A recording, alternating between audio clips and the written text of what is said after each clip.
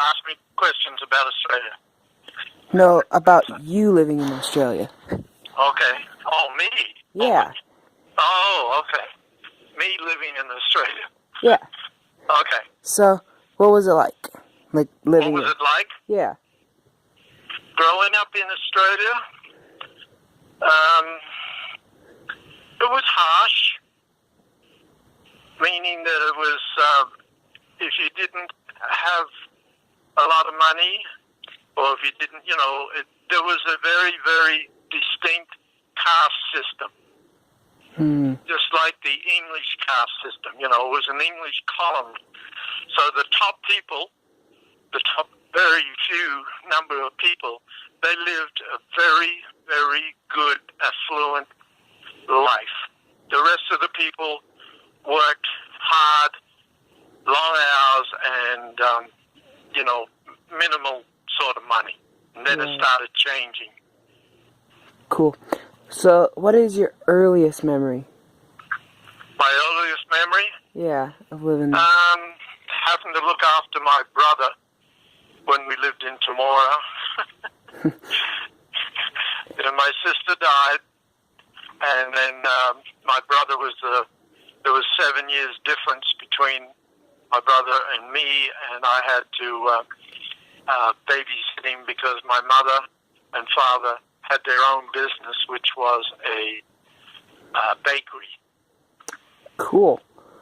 So he would go to work at 1 o'clock in the morning, make all the bread and cakes and everything, and then stop around about 7, 8, and then 7 o'clock it would open, and my mother would open the store, and she would sell the bread. And I had to look after my brother. Okay. Got it? Yeah. Got it? Okay. So, what would you say your happiest or like the coolest or like the best thing that ever happened there to you when you were in Australia? Best thing that ever happened to me in Australia.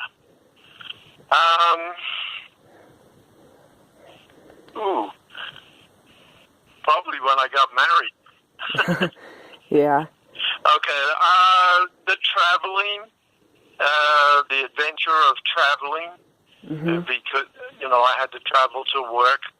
So seeing a lot of the different country and using two things that were good was to travel and have a job to get some money, that type of thing. So I think that would be the best thing, that to travel and see the country, because it is a unique country. Or it was. I don't know what it's like now. It was very unique. Half the population to what it is now. Wow.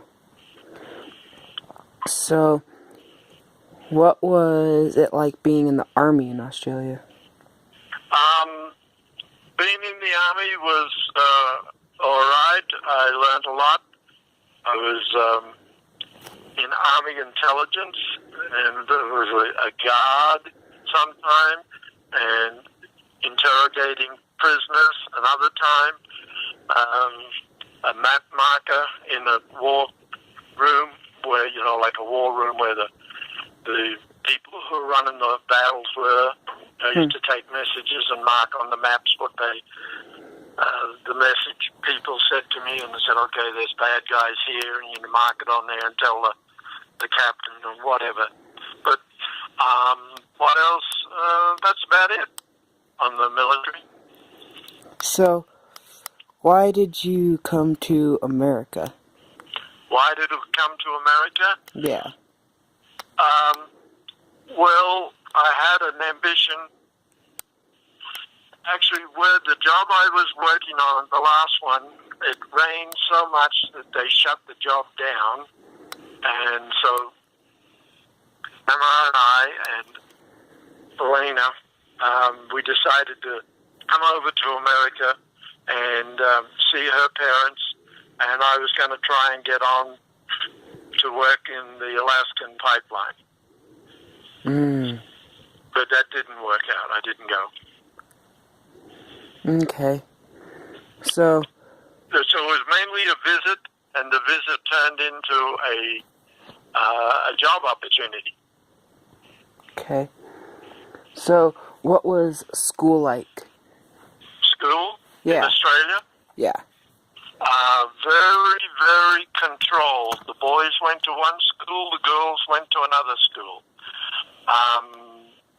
Once or twice a year, they would get together to have dances and parties and stuff like that. The teachers were very, very, dictators. They were like guards. You did exactly what they said. If you didn't, you got whacked with a cane. Ouch. And, yes, on the hand, very, very harsh. And the classes were usually like 40 to 50 children in the class.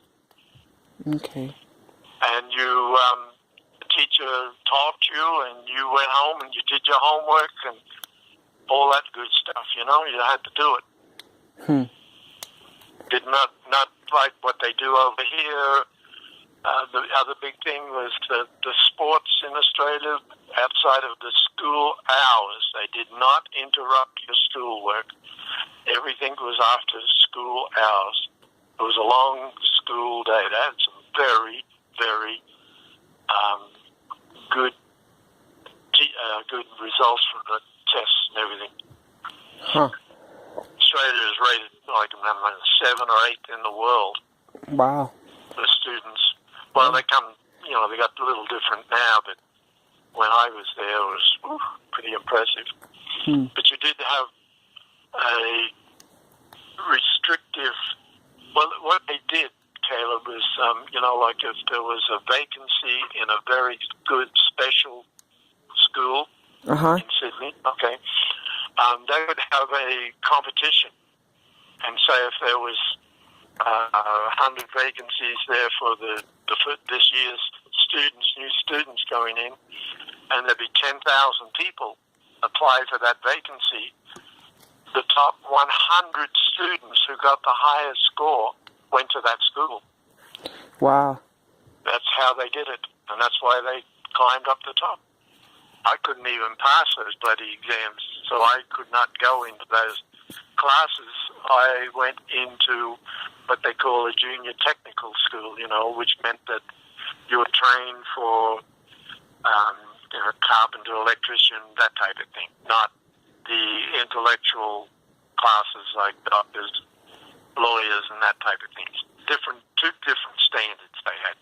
That's interesting. You got it? Okay. I don't think I have any more questions that I can think of. Okay. If you get some more, just call me, buddy. Alrighty. Well, thank you, Grandpa. Okay, yeah. If anything, you want to go over it again, just give me a follow. Don't